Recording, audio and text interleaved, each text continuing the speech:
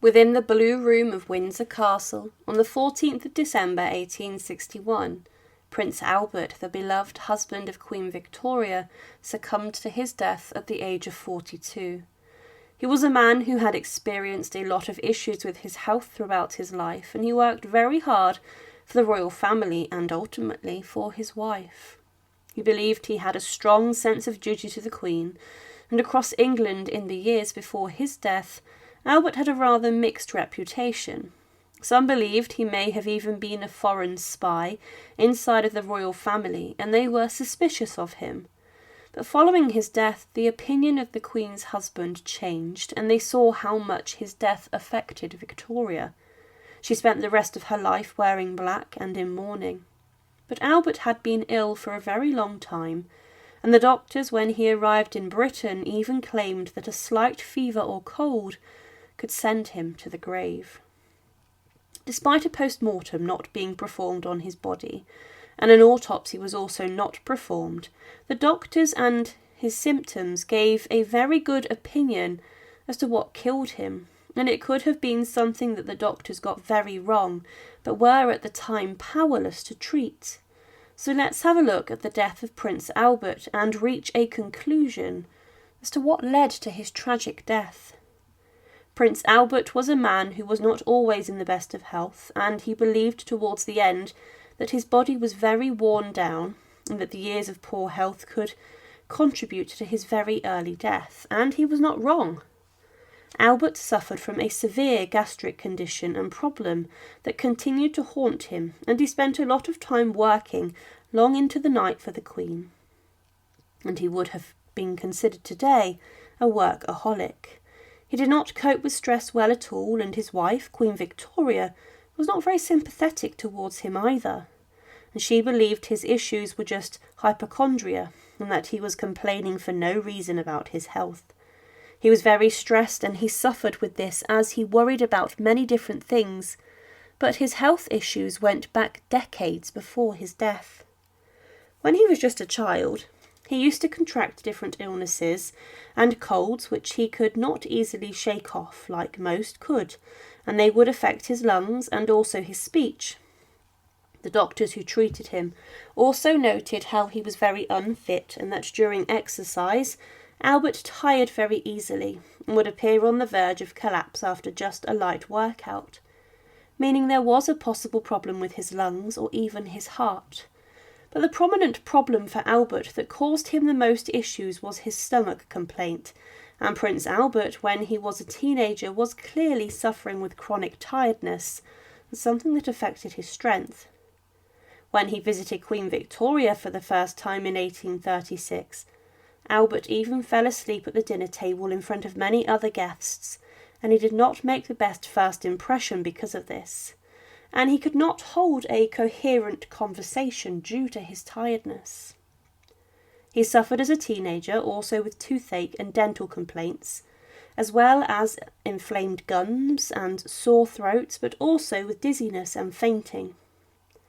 Even when he was on water, he got seasick quickly, and Albert was considered a very weak man.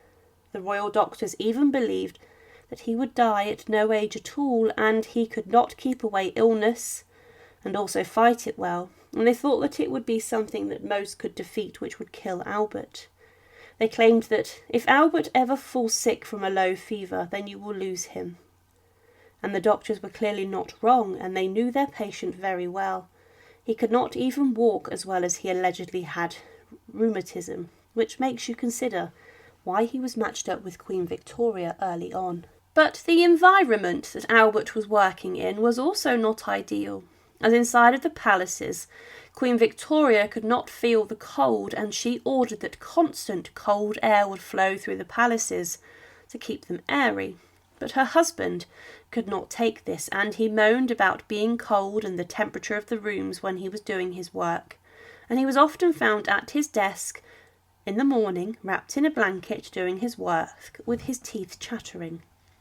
But his wife would not listen, and he knew these conditions were not good for him, but he continued to then also have stomach issues. Albert did not help himself, however, at times, and he would eat his food incredibly quickly, which would cause him to bloat and suffer with indigestion, and he also put on a lot of weight. In his 30s, he also suffered with depression brought on by the position he was in, and despite devoting his whole life to his wife and the Queen, he knew that he wasn't his own man, and that he could have very little freedom.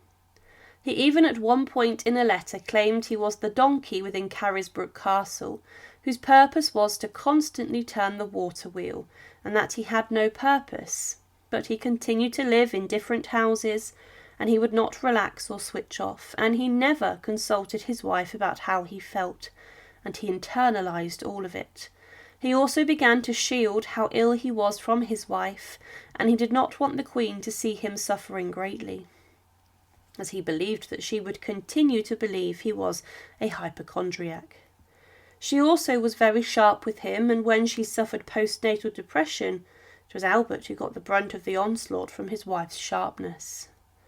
However, Albert continued to worry and whittle about many things, and he also in the last years suffered with a lack of sleep, and in 1853 he then caught measles from his children. He was very ill, and this condition may have led to him suffering with an inflammation on his brain, and he also became very stressed about many across Britain as they believed he was a foreign spy. The nation was gripped in the Crimean War, and this had upset Albert a lot, and the accusation greatly troubled him, as he was someone who had devoted his life for his wife, the Queen, and subsequently the people of Britain. But he continued to work and work, but Victoria told him to also continue despite his complaints about extreme tiredness. In 1861, Albert was depressed and he was suffering with stomach cramps and further problems, and he knew that his death was coming. Doctors claimed that he contracted at some point typhoid fever. This condition develops after someone becomes infected with Salmonella typhi bacteria, and the symptoms of this are headaches, aches and pains, tiredness, coughs, a very high temperature that gets worse as well as stomach issues, such as aches and diarrhoea. As mentioned, doctors said Albert had suffered with this and that this eventually killed him, and this did match the symptoms that led to his death. On the 9th of December 1861, he was diagnosed with typhoid fever by royal physician William Jenner, but within the next 5 days he would be dead. He was resting inside the Blue Room at Windsor Castle, where he then died when he was accompanied by his wife the Queen and 5 of their children. He was just 42 years old, and in the final moments of his life, his fever got much worse and his hands and face turned a darker colour.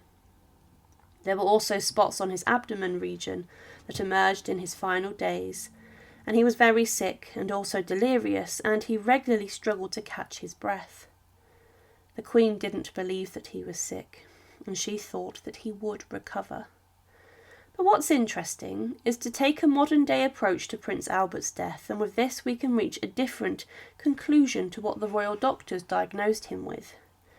Albert clearly suffered his whole life with stomach issues, and some believed that he was suffering with tuberculosis.